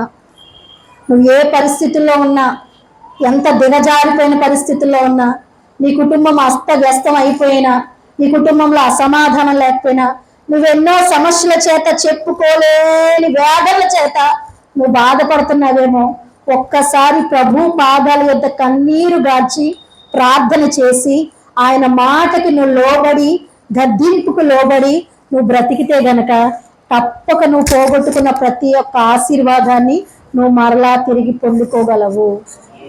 ఏమవ్వగలవమ్మా? తప్పక తిరిగి పొందుకోగలవు. హల్లెలూయా, హల్లెలూయా. మేము సేవ చేస్తున్న దినాల్లో ఫస్ట్ మమ్మల్ని, మేము సేవకి వెళ్ళినప్పుడు, సికింద్రాబాద్లో సేవకి వెళ్ళినప్పుడు మంచిగా 3,000 సంఘం మధ్యలోనే మమ్మల్ని ఉంచారు. ఈ కరోనాకు ముందు మాకు ఒక బ్రాంచ్ ఇచ్చి మీరు వెళ్ళి అక్కడ సేవ చేయండి అని పంపించారు. ఒక్కసారి 3,000 మందిలోంచి మేము ఎక్కడికి వెళ్ళాం తెలుసా? 11 మంది విశ్వాసులు ఉన్న సంఘానికి వెళ్ళాం. ఎంతమంది అమ్మా? 11 మంది. నెల వచ్చేటప్పటికి పిల్లల ఫీజులు కట్టాలి, ఇల్లు రెంట కట్టాలి, చర్చి కూడా సొంతది కాదు, అది కూడా రెంటే. ఏంటి ప్రభువా అని మేము ప్రార్థన చేసాం. పాస్టర్ గారు మేము ఇద్దరం కూర్చుని కన్నీరు గార్చి ప్రార్థన చేసినప్పుడు ఒక వ్యక్తి వచ్చి పిల్లల స్కూల్ ఫీజులకు కావాల్సిన ప్రతిదీ నేను చూసుకుంటానని వచ్చాడు. హల్లెలూయా. రెండో వ్యక్తి వచ్చాడు. ఆయన ఎవరు అని అంటే చర్చి ఇచ్చిన ఓనరు. ఆ వ్యక్తి కంట రాత్రి దినాన్నంట 3 సార్లు మంచం మీద పడిపోయాడంట. ఏంటయ్యా పొద్దునే ఇంత త్వరగా ఇంటికి వచ్చావని మేము అడిగితే, అయ్యా ఈ రోజు నుంచి మీరు నాకు రెంట్ ఇవ్వద్దయ్యా, ఎందుకంటే 3 సార్లు నేను మంచం నుంచి కింద పడ్డానయ్యా, ఆ సేవకుడి దగ్గర నువ్వు ఏ మాత్రం కూడా రెంట్ తీసుకోవద్దు అన్నాడంట. హల్లెలూయా. కన్నీటి ప్రార్థన ఏం చేసింది తెలుసా? మా పరిస్థితులన్నీ మార్చగలిగింది. ఈ దినం ఎంతమంది తెలుసా? 100 మంది పైన మా సంఘానికి వస్తున్నారు. ఇప్పుడు ఎన్ని బ్రాంచ్లు తెలుసా? మాకు 2 బ్రాంచ్లను దేవుడు ఇచ్చాడు. హల్లెలూయా. నేను చెప్పగలిగిన మంచి మాట ఏంటి తెలుసా? నా జీవితంలో కన్నీటి ప్రార్థన ఉండాలి. కన్నీళ్లను చూసిన దేవుడంట ఏమాత్రమైన దాటి వెళ్ళాడు. నీవే పరిస్థితిలో ఉన్నా కానీ నువ్వు కన్నీరు దాచి ఆయన సన్నిధిలో పశ్చాత్తాపడి నేను చేసింది తప్పు ప్రభువా అని ఒప్పుకో. ఆయనకు నీ నోటి నుండి కోరుకునేది ఒకటే, నీ నోటి నుండి ఎప్పుడు కూడా ఆయన తప్పును ఒప్పుకోవాలి. ఆయన ఎదుట మన పాపాలను ఒప్పుకోవాలి. ఆయన ఎదుట మన తప్పిదాలను ఒప్పుకోవాలి. ఆయన గద్దించినప్పుడు ఆ గద్దింపుకు మనం ఏమవ్వాలి తెలుసా? సరి చేయబడాలి. నువ్వు అలా గనక సరి చేయబడితే గనక తప్పకుండా నీ జీవితాలలో ఆశీర్వాదాలు వస్తాయి. గద్దింపుకు లోబడ్డాడు దావీదు. హల్లెలూయా. గద్దింపుకు లోబడ్డాడు కాబట్టి అంతకంతకు దావీదు కుటుంబం ఏమైందంట తెలుసా? వర్ధిల్లుచూ ఉందంట. దేవుడు స్వయాన కోరుకున్నటువంటి సౌలు మీదకేమో ఆశీర్వాదాలు పోయినాయి. దేవుడు మనుషుల చేత తృణీకరించబడిన వ్యక్తికేమో ఏమయ్యాయమ్మా? ఆశీర్వాదాలు వచ్చాయి. హల్లెలూయా, హల్లెలూయా. మనం కూడా మన ఎదుటికి మనం చేసిన తప్పిదాలు గుర్తొచ్చినప్పుడు మనం ఏమవ్వాలి తెలుసా? సరి చేయబడాలి.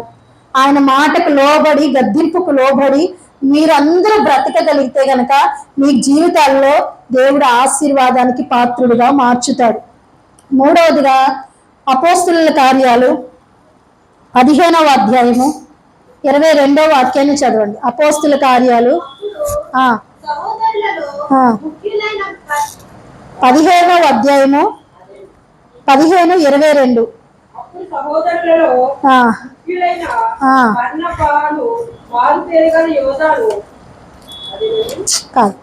అపోస్తుల కార్యాలు 15వ అధ్యాయము 22వ వాక్యం. నేను యెషయా కుమారుని 13వ అధ్యాయము, అపోస్తుల కార్యాలు 13వ అధ్యాయము 22వ వాక్యం. నేను యెషయా కుమారుడైన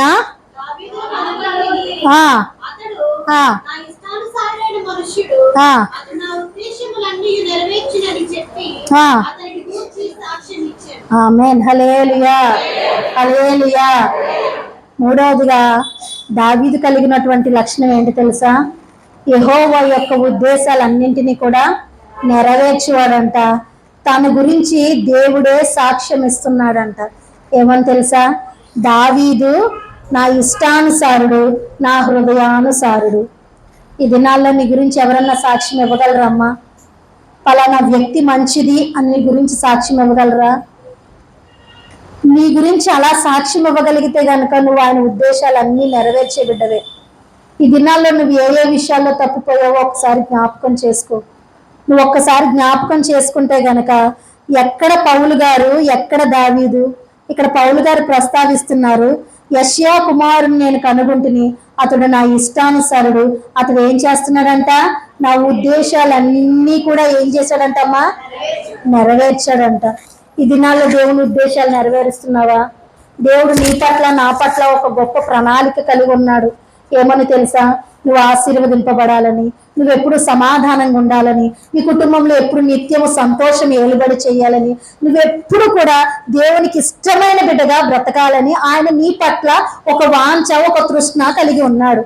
కానీ సౌలు వలె నువ్వు అసూయ నిలుపుతున్నావేమో, సౌలు వలె నువ్వు మాట వినకుండా బ్రతుకుతున్నావేమో, సౌలు వలె కృతజ్ఞత లేని హృదయం నీ జీవితంలో ఉందేమో. వీటన్నింటినీ నువ్వు విడిచిపెట్టే సమయం వచ్చింది. హల్లెలూయా, హల్లెలూయా. మీరందరూ కూడా దేవునికి శిష్యులుగా మార్చబడాలని, దేవునికి పిల్లలుగా మార్చబడాలని, దేవునికి వారసులుగా మార్చబడాలని ప్రార్థనలకు వస్తున్నారు, ప్రార్థనలు చేస్తున్నారు, భక్తి చేస్తున్నారు. ఎంతగానో ఈ 30 దినాలు కూడా ఏం చేస్తున్నారమ్మా? ఇంట్లో పనులన్నీ వదిలిపెట్టి ప్రయాసపడి ప్రభు సన్నిధిలో వస్తున్నారు. అవునా కాదా? వస్తున్న నీలో ఏముండకూడదు తెలుసా? అసూయ అనేది ఉండకూడదు. అసూయ నిలిపిన రాహేలు గర్భం మూయబడింది. అసూయ నిలిపిన సౌలు పతనం అయిపోయాడు. ఎక్కడమ్మా? అన్య దేవతల గుడి ముందు చనిపోయాడంట. ఎంత దుస్థితి వచ్చింది సౌలుకి. ఎక్కడ చనిపోయాడమ్మా? అన్య దేవతల గుడి ముందు చనిపోయాడంట. హల్లెలూయా. ఒకే దినం తన పిల్లలతో సహా మరణమయ్యే పరిస్థితి వచ్చిందంట. ఎందుకమ్మా? తనలో అసూయ అనేది ఉంది కాబట్టి. అసూయ నిన్ను ఎక్కడి వరకు తీసుకెళ్తుంది తెలుసా? మరణము వరకు తీసుకెళ్తుంది. ఎక్కడి వరకు తీసుకెళ్తుంది? మరణము వరకు తీసుకెళ్తుంది. అందుకే మనం ఏం చేయాలి తెలుసా? అసూయ అనేది మనము విడిచిపెట్టాలి. హల్లెలూయా, హల్లెలూయా. అసూయను విడిచిపెట్టి ఎప్పుడు కూడా మనం మంచి మనస్సాక్షి కలిగి దావీదు వలె దేవుణ్ణి ఆశ్రయించేవారుగా ఉండాలి. ఎలా ఉండాలి? దేవుణ్ణి ఆశ్రయించేవారుగా ఉండాలి. దేవుణ్ణి ఆశ్రయించాడు కాబట్టి ఆయనలో ఏమాత్రం కూడా విషపు చూపు నిలపలేదు. రెండవదిగా ప్రవక్త మాట దావీదు విన్నాడు. ఎవరు వినలేదమ్మా? సౌలు వినలేదు. ఎవరి మాట విన్నాడు? జనుల మాట విన్నాడు. ఎవరి మాట విన్నాడమ్మా? జనుల మాట విన్నాడు కాబట్టి ఏమైపోయాడు? పతనం అయిపోయాడు. ఈ దినాల్లో నువ్వు నేను కూడా ఎవరి మాట వినాలి తెలుసా? దేవుని మాట వినాలి. నీ చుట్టూతో ఉన్న వాళ్ళ మాటలు వినద్దు. వారు మంచి మాటలు చెప్తే వారి మంచి మాటల పట్ల నువ్వు లక్ష్యం ఉంచు. చెడ్డ మాటలు చెప్తే ఇవి నాకు సంబంధించినవి కాదని నువ్వు ఆ ప్రాంతం నుంచి నువ్వు తొలగిపో. అప్పుడు తప్పక నీ జీవితంలో దేవుడు కార్యాలు చేస్తాడు. హల్లెలూయా, హల్లెలూయా. మూడవదిగా కృతజ్ఞత లేని అంధకార హృదయంతో ఎవరున్నారమ్మా? సౌలు ఉన్నాడు. ఈ దినాన నువ్వు కృతజ్ఞత లేని అంధకార హృదయం నీలో ఉండగలిగితే గనక నువ్వు ఇంకనూ చీకటిలో ఉన్నట్టే. ఎంత వాక్యం వింటున్నా నీలో వెలుగు ఏమాత్రం లేదు. ఎందుకంటే నీలో కృతజ్ఞత లేదు. హల్లెలూయా. కృతజ్ఞత కలిగి నువ్వు బ్రతకగలిగితే గనక నీ పట్ల దేవుడు ఆశీర్వాదకరమైన కార్యాలు చేస్తాడు. కృతజ్ఞత కలిగి ఉన్నాడు. దేవుని యొక్క ఉద్దేశాలన్నింటినీ కూడా ఎవరు నెరవేర్చాడమ్మా? దావీదు కుమారుడు దావీదు నెరవేర్చాడు. అందుకే మత్తయి సువార్తలో ఉంటది దావీదు వంశావళి అని ఉంటది. ఎవరి వంశావళి అని ఉంటది? దావీదు గర్భంలోంచి ఎవరు వచ్చారంట? సృష్టికర్త అయిన యేసు ప్రభువే వచ్చాడంట. హల్లెలూయా, హల్లెలూయా. బెన్యామీను గోత్రం చిన్నదైనా గాని ప్రభు ఆ గోత్రాన్ని దేవుడు ఎన్నుకుని ఆయనకు ఆశీర్వాదాలు ఇవ్వాలి అనుకున్నాడు. కానీ సౌలు తన చేష్టల ద్వారా, తన మాటల ద్వారా, తన కార్యాల ద్వారా ఏం చేశాడమ్మా? వాటన్నింటిని తీసివేసి ఎన్నికలో లేనటువంటి దావీదు గోత్రానికి ఏమిచ్చాడు తెలుసా? సృష్టికర్తకి జన్మనిచ్చే గోత్రంగా చేశాడు. నువ్వు ఈ దినాల్లో దేవుని మాటకు లోబడి బ్రతికితే, ఆయన ఉద్దేశాలన్నీ నువ్వు నెరవేర్చగలిగితే, మంచి సాక్ష్యం కలిగి నువ్వు జీవించగలిగితే, నువ్వు గనక విషపు చూపు లేక అసూయ లేక నువ్వు బ్రతకగలిగితే, నీ పట్ల నీ గర్భంలో నుంచి వారు ప్రవక్తలుగా మార్చబడతారు. హల్లెలూయా. దేవునికి ఇష్టమైన పిల్లలుగా మార్చబడతారు. ఈ దినాల్లో పిల్లల ద్వారా ఎన్నో అవస్థలు పడుతున్న కుటుంబాలు ఉన్నాయి. అవునా లేదా? ఎన్నో కుటుంబాలు ఉన్నాయి. చెప్పుకోలేని సమస్యలు. ఒక పిల్ల మాట వింటే ఇంకొక పిల్ల మాట వినలేని పరిస్థితుల్లో ఉంటున్నారు. కానీ నువ్వు ఎప్పుడైతే దేవునిని ఆశ్రయిస్తావో, ఎప్పుడైతే నువ్వు దేవుని గద్దింపునకు లోబడతావో, ఎప్పుడైతే నువ్వు ఆయన ఉద్దేశాలన్నింటినీ కూడా నెరవేరుస్తావో, అప్పుడు నీ గర్భంలో నుంచి వచ్చిన పిల్లల ద్వారా నువ్వు మాత్రమే కాదు, సంఘము, సమాజము కూడా ఆశీర్వదింపబడతాది. హల్లెలూయా, హల్లెలూయా, హల్లెలూయా. మనం ఏమో తెలుసా? సామెతలు ఒక్కసారి ఈ మాట చదవండి.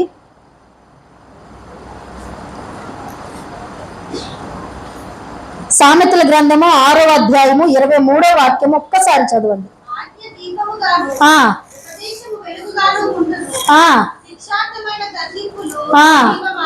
ఆమేన్, హల్లెలూయా. శిక్షార్థమైన గద్దింపులంట. ఏ మార్గములంటమ్మా? జీవ మార్గములంట. సరి చేయబడాలి. వాక్యం వింటున్నావు, వెళ్తున్నావు, కానీ నీలో సరి చేసుకునే మనసు లేకపోతే గనక నువ్వు ఎన్ని సంవత్సరాలు భక్తి చేసినా నీ భక్తి ఏంటి తెలుసా? ఇంటి వెనకాల జీవితమే. ఏ జీవితం అమ్మా? ఇంటి వెనకాల జీవితమే. నువ్వే భక్తి చేయాలి తెలుసా? సరి చేసుకునే భక్తి చేయాలి. నువ్వు సరి చేసుకుని దేవుని సన్నిధిలో గడపగలిగితే గనక ఆ మార్గాలంట జీవ మార్గాలంట. హల్లెలూయా, హల్లెలూయా. నువ్వు ఎప్పుడైతే గనక సరి చేసుకుని ఆయన సన్నిధిలో ఒక సాక్ష్యం కలిగి నువ్వు జీవించాలి. ఎలాంటి సాక్ష్యం తెలుసా? పరిమళ సువాసన కలిగిన జీవితం నువ్వు చెయ్యాలి. నీ గురించి ఎవరిని కదిపినా ఒక మంచి సాక్ష్యం వినబడాలి. దావీదు గురించి ప్రభువే సెలవిస్తున్నాడు, మంచి సాక్ష్యం చెప్తున్నాడు. ఈ దినాల్లో నీ మంచి సాక్ష్యం కలిగి ఉన్నావా? మంచి మనస్సాక్షి కలిగి ఉన్నావా?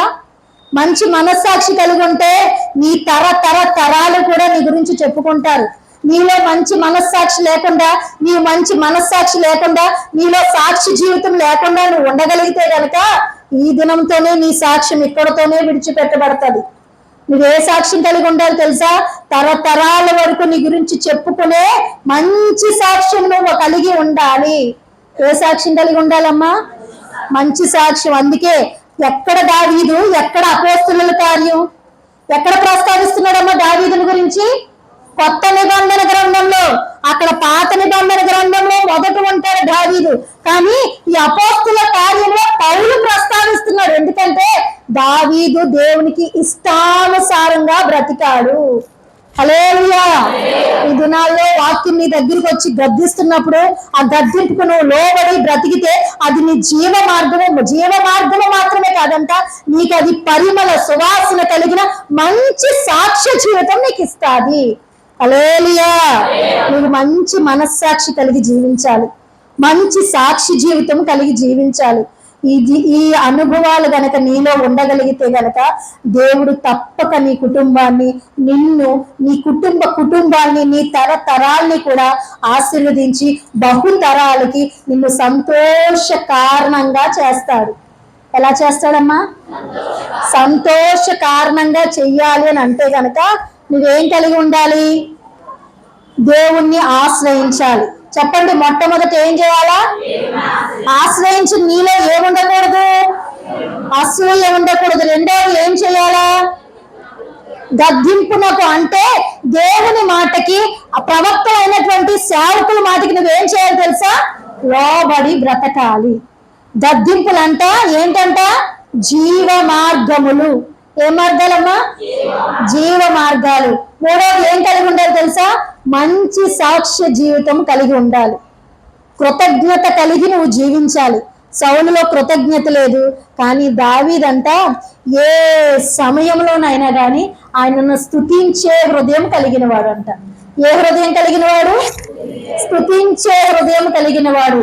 ఈ దినాల్లో నీ కరువైనా, కష్టమైనా, బాధ అయినా, ఇరుకైనా, ఇబ్బంది అయినా, ఏదైనా కానీ నీవు స్తుతించే హృదయం నీకు ఉండగలిగితే నువ్వు ఎల్లప్పుడూ కూడా ఆశీర్వాదానికి వారసురాలుగా నువ్వు పిలువబడతావు.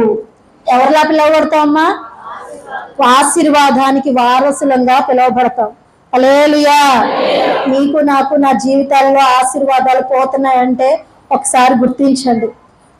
మీలో సౌలుకు కలిగిన అనుభవాలు ఉన్నాయా? దావీదుకు కలిగిన అనుభవాలు ఉన్నాయా? దావీదుకు కలిగిన అనుభవాలు ఉంటే నిత్యము నువ్వు ఆశీర్వదింపబడతావు. సౌలుకు కలిగిన అనుభవాలు గనక నీలో ఉంటే నువ్వు ఏమాత్రం కూడా, నువ్వు ఎన్ని దినాలు ఈ భక్తి చేసినా గానీ ఈ భక్తి నీలో శక్తిని పుట్టించదు. ఈ భక్తి నీకు ధైర్యము పుట్టించదు. యోబు అంటాడు, నీ భక్తి నీకు ధైర్యము పుట్టించదా? నీ భక్తి నీకు ఎప్పుడు ధైర్యం పుట్టిస్తారు తెలుసా? ఆయనను ఆశ్రయించినప్పుడు. హల్లెలూయా. ఆయన మాట విన్నప్పుడు, ఆయన పట్ల నువ్వు మంచి మనస్సాక్షి కలిగి ఉన్నప్పుడు నీ భక్తి నీకు ధైర్యం పుట్టిస్తుంది. శత్రువు నీ వెనక ఉన్నా, నీ ముందు ఉన్నా, నీ కుడి పక్కన ఉన్నా, నీ ఎడమ పక్కన ఉన్నా నువ్వు దేనికి కూడా కలవరం పడవు, దేవునికి కూడా భయపడవు. హల్లెలూయా. హల్లెలూయా. ఈ దినాల్లో అనేక మందికి అనేక రకాలైనటువంటి భయాల చేత పీడింపబడతా ఉన్నారు. అనేక రకాలైనటువంటి సమస్యల చేత పీడింపబడతా ఉన్నారు. ప్రభు అంటున్నాడు, మిమ్మల్ని నేను ఆశీర్వదిస్తాను, మిమ్మల్ని నేను వృద్ధి చెందిస్తాను, మిమ్మల్ని నేను ఆశీర్వాదానికి కారకురాలుగా మారుస్తాను. మీరేం చెయ్యాలమ్మా? దేవుణ్ణి ఆశ్రయించి బ్రతకాలి. ఒక్క విషయంలో చెప్పాలంటే దావీదు వలె మనం బ్రతకాలి. పాపాన్ని విడిచిపెట్టాలి, దేవుణ్ణి హత్తుకోవాలి. పాపాన్ని విడిచిపెట్టాలి. ఎవరిని హత్తుకోవాలి? దేవుణ్ణి హత్తుకోవాలి. దేవుణ్ణి హత్తుకుని జీవించండి. మీ జీవితాల్లో మీరు వద్దనుకున్న ఆశీర్వాదాలు మీ వెంట వస్తూనే ఉంటాయి. ఈ దినాల్లో పాపం వైపు పరిగెడుతున్నామేమో. పాపం ఎక్కడికి తీసుకెళ్తుంది తెలుసా? పతనానికి తీసుకెళ్తుంది. పాపం ఎంత భయంకరమైంది తెలుసా? నిన్ను ఏ పరిస్థితుల్లో ఉన్నా నిన్ను దిగజార్చేస్తుంది, నిన్ను అపహాస్యం చేస్తుంది, నిన్ను హేళన చేస్తుంది, నిన్ను రకరకాల మార్గాల గుండా నడిపిస్తుంది. ఒక్కసారి దాన్ని విడిచిపెట్టి నువ్వు దేవుని హత్తుకుని గద్దింపుకు లోబడి ఆయన పట్ల నువ్వు కృతజ్ఞతా హృదయం కలిగి మంచి మనస్సాక్షి కలిగి నువ్వు జీవించగలిగితే గనక ప్రభు ఆశీర్వదించబడతా. ప్రభు నిన్ను ఆశీర్వదిస్తాడు. హల్లెలూయా. 2024 సంవత్సరాల క్రితం నీ కొరకు నా కొరకు కల్వారి సిలువలో ఆయన రక్తాన్ని కార్చాడు. ఎవరి కోసం తెలుసా? ఎవరో కోసం కాదమ్మా, నీ కొరకు నా కొరకే. నీ కొరకు నా కొరకే. నీ తల్లి నీ కొరకు ప్రాణం పెడతాదా? నీ తండ్రి నీ కొరకు ప్రాణం పెడతాడా? నీ బిడ్డలు నీ కొరకు ప్రాణం పెడతారా? కానీ నా యేసయ్య నీ కొరకు ప్రాణం పెట్టాడు, ఇంకా పెడుతూనే ఉన్నాడు. ఇంకా నీ కొరకు ఎల్లప్పుడూ కన్నీరు వేదనతో నా బిడ్డ ఎప్పుడు నా వైపు తిరుగుతాడా అని చూస్తూనే ఉన్నాడు. నువ్వు ఇంకా లోకంలో పాపంలో శాపంలో గొర్రెపిల్ల ఎప్పుడు కడిగి శుభ్రం చేసి ఆయన దగ్గర చేర్చుకోవాలంట. అది ఎప్పుడు కూడా ఎక్కడ ఉంటుందంట? బురదలో మునిగిపోతూ ఉందంట. ఆయన ఏం చేస్తున్నాడు తెలుసా? ఆ గొర్రె పిల్లని తీసి ఈ సోపుతో కడిగి తన రక్తం చేత శుద్ధి చేసి ఆయన దాన్ని హత్తుకోవాలంటే తిరిగి మరలా బురదలోకి వెళ్ళాలనుకుంటుంది. దేవుడు ఎన్నోసార్లు నిన్ను గద్దించి నిన్ను హెచ్చరించి, వద్దు ఆ మార్గం చెడ్డ మార్గం, ఈ మార్గంలోకి నడువు, నిన్ను ఆశీర్వదిస్తానంటే నువ్వు ఎన్నోసార్లు తిరిగి ఆ మార్గము నాది కాదనుకుని నువ్వు వెళ్తున్నావేమో. నీది కాని మార్గంలోకి నువ్వు వెళ్ళడం వల్ల నష్టపోతావు.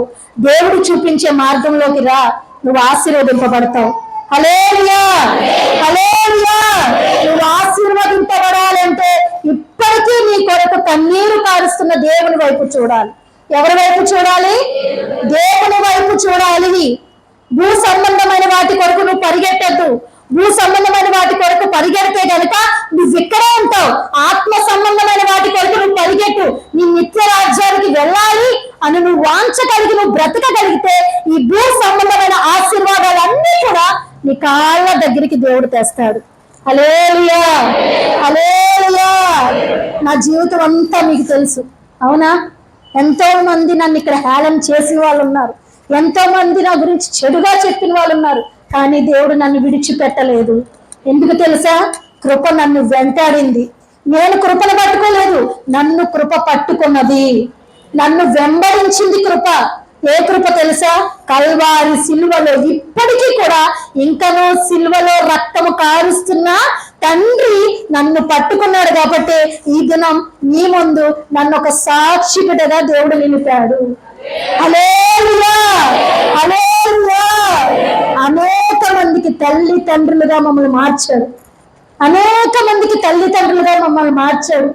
నాకు ఒక్కొక్కసారి అనిపిస్తుంది, నా జీవితం ఇదా ప్రభువా, నాది ఇదా ప్రభువా, నేను ఎక్కడ ఉండాల్సిందన్నయ్యా, ఏ బురదలో పడ్డదన్నయ్యా నేను, నా జీవితం ఇది కాదు కదా ప్రభువా. కానీ నేను ఒక్కటే ప్రార్థన చేశాను. ఇక్కడికి వస్తున్నానంటే మరి నేను రావాలని అస్సలు అనుకోలేదు. ఎందుకంటే ప్రయాణాలు ఏమాత్రం కూడా మాకు సహకరించలేదు. పాస్టర్ గారికి చెప్పినప్పుడు కూడా దేవుని చిత్తం అయితే నిన్ను వాడుకుంటాడు. ప్రార్థన చేసుకుంటే ప్రభువా నీ చిత్తం అయితే నన్ను నిలబెట్టి వాడుకో, నీ చిత్తం లేకపోతే వద్దన్నప్పుడు దేవుడు మార్గాలు తెరిచాడు, మేము రావడానికి కార్యం చేశాడు. పాస్టర్ గారు ఒకటే అన్నారు, నువ్వు ఎక్కడి నుంచి అయితే పుట్టావో ఆ స్థలంలో దేవుడు నిన్ను నిలబెట్టాడంటే నీ పట్ల దేవుడు ప్రణాళిక ఏదో ఉంది.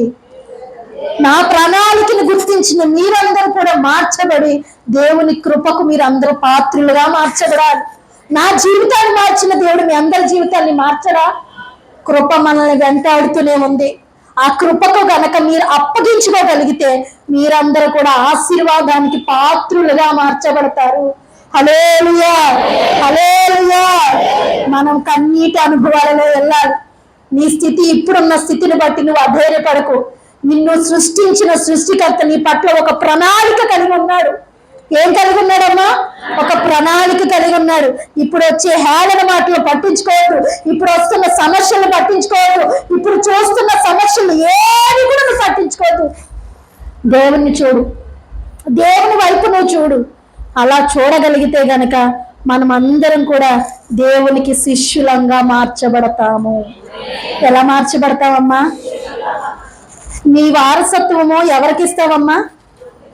ఎవరికిస్తారు? ఎవరికిస్తారమ్మా? మీ పిల్లలకే ఇస్తారు, అవునా కాదా? మీకు కలిగి ఉన్న ఆస్తి అంతా ఎవరికి ఇస్తారు? మీ పిల్లలకే ఇస్తారు, పక్కన పిల్లలకి ఇవ్వరు కదా. నువ్వు కూడా దేవుని విషయంలో నమ్మకం కలిగి ఉండగలిగితే నీకు కలిగిన ఆశీర్వాదాలన్నీ కూడా నీ పిల్లల పిల్లల పిల్లల కథనాంతరం నువ్వు చూచుదువుగాక. హల్లెలూయా, హల్లెలూయా. నీ శాపం ఇక్కడితో కొట్టివేయబడాలి, నువ్వు ఆశీర్వదింపబడాలి. ఆ ఆశీర్వాదం నీ తరాలు చూడాలి అంటే నువ్వు సౌలులా కాక దావీదులా నువ్వు జీవించుదువుగాక. నీ అందరూ జీవించుదురుగాక. అందరూ మోకరించండి. ఒక్క కన్నీటి బట్టైనా ప్రభు సన్నిధిలో కార్చండి. ప్రభా, ఇప్పటి వరకు నేను ఎలా జీవించానో నీకు తెలుసు ప్రభా.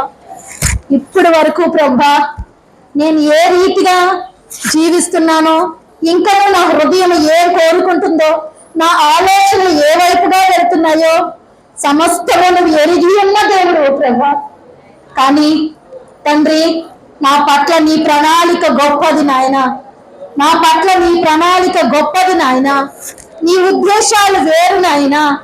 అయ్యా, నేనైతే నీ వారసురాలుగా మార్చబడాలి నాయన. నేనైతే తండ్రి అయ్యా నీ పిల్లలుగా నేను మార్చబడాలి. అయ్యా, నా వారసత్వ తండ్రి నాకు ఆశీర్వాదింపబడాలంటే నా ఆశీర్వాదాన్ని ప్రభావం అడ్డుకుంటున్న ప్రతి ఒక్క అడ్డుమని తొలగించాలి నాయన. నేను ఏ విషయాల్లో తప్పిపోతున్నానో నాయన, ఏ విషయాల్లో దూరస్తురాలుగా ఉన్నానో ప్రభా, ఒక్కసారి నన్ను జ్ఞాపకం చేసుకో ప్రభా. సౌలు వల్ల జీవిస్తున్నానేమో నాయన, సౌలు వల్ల అసూయ వింటానేమో, ఇక మీద అసూయను తీసివేయాలి ప్రభా, నేను చెప్పి వేయాలి ప్రభా. అయ్యా, అసూయను తొలగించుకుని ప్రభా, నేను మాటకి లోబడి ప్రభా నిన్ను ఆశ్రయించి నాయన నీ పట్ల తండ్రి అయ్యా నీ ఉద్దేశాలను నెరవేర్చే విధంగా ప్రభా నేను ఉండగలిగితే నాయన, నన్ను ప్రభా ఆశీర్వదించడానికి ప్రభా నువ్వు నా కుడి పక్కన నిలిచి ఉన్నావు నాయన, నువ్వు నా కుడి పక్కన నిలిచి ఉన్నావు నాయన. అయ్యా అమ్మా, నీ కుడి పక్కనే ప్రభు ఉన్నాడు, నిన్ను ఆశీర్వదించాలని కోరుకుంటున్నాను. ఇంకా నీ హృదయాన్ని కడుక్కోవా, ఇంకా నీ హృదయాన్ని కడుక్కో. ఈ వాక్యం ఒక్కసారి ప్రభు సన్నిధిలో కన్నీరు కాచు. ఒక్కసారి కఠిన హృదయాలుగా ఉంటున్నాడేమో, నీ కళ్ళలో నీరు రావట్లేదేమో ప్రభా, నన్ను క్షమించు నాయన. ఇప్పుడు వరకు చేసిన జీవితం నాకు చాలా నాయన. ఇక మీదటైనా ప్రభు నీకు ఇష్టమైన జీవితాన్ని నేను చేయాలి నాయన, నీకు ఇష్టమైన జీవితాన్ని నేను చేయాలి నాయన. అయ్యా, నాకు సహాయం చేయండి. అయ్యా, నాకు సహాయం చేయండి. శిక్షార్థమైన గద్దింపుల జీవ మార్గములు అన్నావు నాయన, శిక్షార్థమైన గద్దింపుల జీవ మార్గములు అన్నావు నాయన. నువ్వు నాకు సహాయం చేయండి ప్రభు, నువ్వు నాకు సహాయం చేయండి ప్రభు.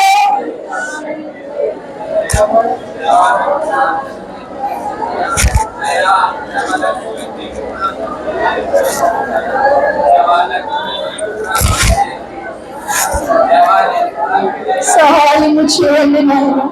అయ్యా, నీ సన్నిధిలో నేను కన్నీరు ధ్యానిస్తున్నాను, నీ సన్నిధిలో నేను పశ్చాత్తాపడుతున్నానయ్యా. దావీదు కుమారుడా, నన్ను దాటి వెళ్ళొద్దు నాయనా. ఒక్క కన్నీటి బట్టే నేను ప్రభు సన్నిధిలో కాచు. ఇప్పుడు వరకు నీ జీవితం ఏమైందో, ఇక మీదట నీ జీవితాన్ని నేను మార్చబోతున్నాను. ఇక మీదట నీ జీవితాన్ని నేను మార్చబోతున్నాను. నీ నరాలు నా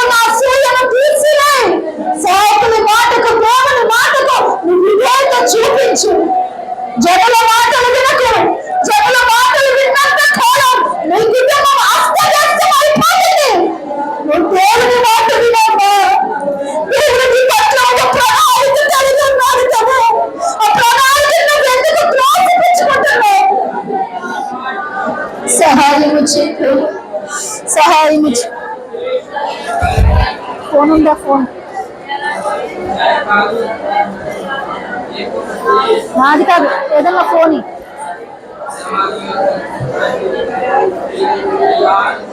పాటది మేలు చేయక నీవు, పాటది మేలు చేయక నీవు.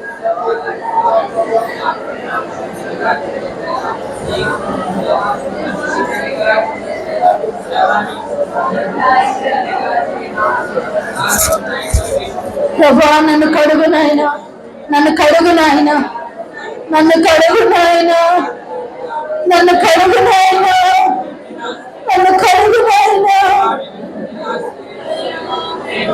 అయ్యో నన్ను కడుగు ప్రభా.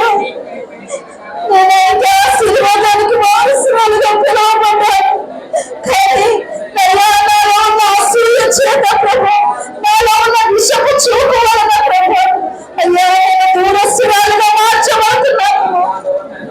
మేలు చేయ. ఎన్నింటి వరకు? 9 వరకా? అయిపోయింది.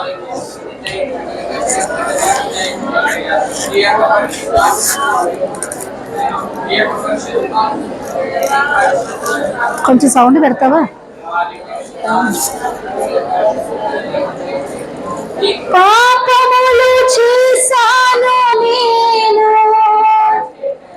నీ ముందర నా తల ఎత్త నేను, క్షమించగలిగి నీ మనసు ఓదార్చింది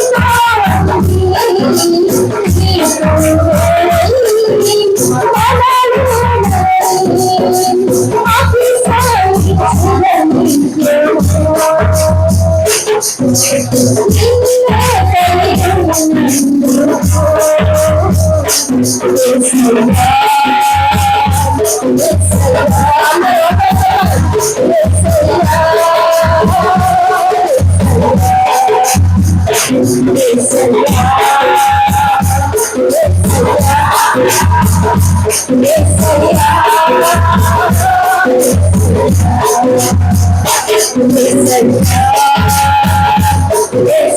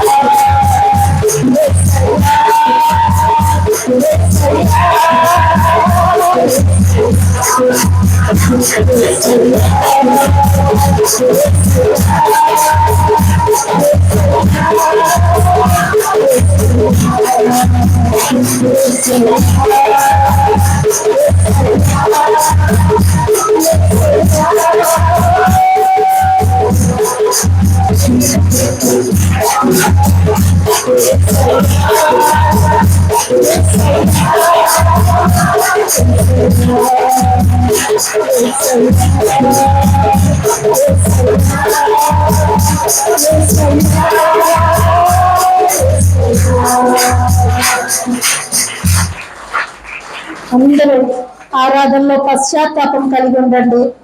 ఎవరైతే పశ్చాత్తాపం కలిగి ఆయన సన్నిధిలో కన్నీరు గార్చారో ప్రభు వారందరి హృదయాలను చూస్తున్నాడు. ప్రభు మీ మధ్యలోనికి దిగి వచ్చాడు. ప్రభు మీ అందరి హృదయాలను పరిశీలన చేస్తున్నాడు. దావీదు వలె మీ హృదయాలు ఆయనకి ఇష్టానుసారంగా ఉన్నాయా లేదా? ప్రభు సన్నిధిలో పశ్చాత్తాపడ్డ ప్రతి ఒక్క బిడ్డని కూడా ఆయన ఈ దినం నుంచి ఆశీర్వదించబోతున్నాడు. ఆయన పిల్లలుగా మార్చబోతున్నాడు. ఆయనకు శిష్యత్వం చేసే కృపను ప్రతి ఒక్క కుటుంబానికి ఇచ్చి ఉన్నారు. దేవుడి వాక్కులను ప్రభు అందరి జీవితాలలో ప్రభు నెరవేర్చినదాక మోకరించి కళ్ళు మూయండి. ప్రార్థన. జీవాధిపతి నమ్మదగిన దేవానికి స్తోత్రాలు. దయగల మా తండ్రి, కృపగల మా ప్రభువానికి స్తోత్రాలు. అల్పురాలను, అయోగ్యురాలను, ఎన్నిక, యోగ్యత, అర్హత ఏమాత్రము ప్రభ ఈ స్థలంలో నిలబడడానికి తండ్రి అర్హురాలని కాని నాన్న ప్రభ ఇది నన్ను ఈ రీతిగా నిలబెట్టుకుని ప్రభ అయ్యా తండ్రి నేను పుట్టి పెరిగిన ఈ స్థలంలో ప్రభ నన్ను ఒక సేవకురాలుగా మీ దినం వాడుకున్నందుకు నీకు వందనాలు. నిశ్చయంగా ప్రభ అయ్యా ఆశీర్వాదానికి వారసులుగా పిలవడానికి ప్రభ ఈ బిడ్డలందరినీ మీరు పిలిచి ఉన్నారు. కానీ ప్రభా మీరు ఆశీర్వాదానికి అడ్డుపడుతున్న ప్రతి ఒక్క మాటని ప్రభా ఈ దినం సూటిగా స్పష్టంగా మీరు విడదీసి మాట్లాడడానికి వందనాలు. అయ్యా సౌలు ఆశీర్వాదానికి వారసుడుగా పిలువబడ్డాడు. అయ్యా మీ పిల్లలుగా ఉండడానికి పిలువబడ్డారు. కానీ ప్రభా అసూయ చేత, మాట వినలేనందుని చేత, కృతజ్ఞత లేని హృదయం చేత ప్రభా ఆశీర్వాదాలన్నీ పోగొట్టుకుని ప్రభా తనకంటే అల్పుడైనటువంటి తృణీకరింపబడినటువంటి దావీదు మీదకి ఆ కృప వెళ్ళండి ప్రభా. ఈ దినాలలో ప్రభా మేము అసూయ చేత నుండి ఉన్నామేమో విడిచిపెట్టడానికి సహాయం చేయండి. ఈ మాటను వినక వెనతిరిగానేమో ఇక మీదట నీ మాట విని బ్రతికే కృపను అనుగ్రహించండి. కృతజ్ఞతలేని హృదయాలుగా ఉన్నామేమో కృతజ్ఞత కలిగి ఉండాలి. దావీదు వలె నిన్ను ఆశ్రయించాలి. అయ్యా దావీదు వలె క్షమించే హృదయం మా జీవితంలో ఉండాలి నాయనా, నీకు స్తోత్రాలు. అయ్యా దావీదు వలె గద్దింపునకు లోబడే కృపను దయచేయండి ప్రభా. దావీదు వలె మంచి మనస్సాక్షి, మంచి సాక్షి జీవితం ఇక్కడ ఉంటున్న ప్రతి ఒక్క బిడ్డకి అనుగ్రహించండి నాయన. ఈ బిడ్డలందరూ ఆశీర్వదింపబడాలి నాయన. ఈ బిడ్డలందరూ దీవింపబడాలి నాయన. ఈ బిడ్డల జీవితాలలో ప్రతి ఒక్క శాపగ్రస్తమైన కార్యము కొట్టివేయబడాలి నాయన. కార్యము చేయండి నాయన. వీరందరినీ ఆశీర్వాదానికి వారసులుగా పిలిచావు నాయన. ఇక మీదట ప్రభా నీకు శిష్యత్వం చేసే కృపను ప్రభా ఈ బిడ్డలకి మీరు అనుగ్రహించమని ప్రార్థన చేస్తున్నాను.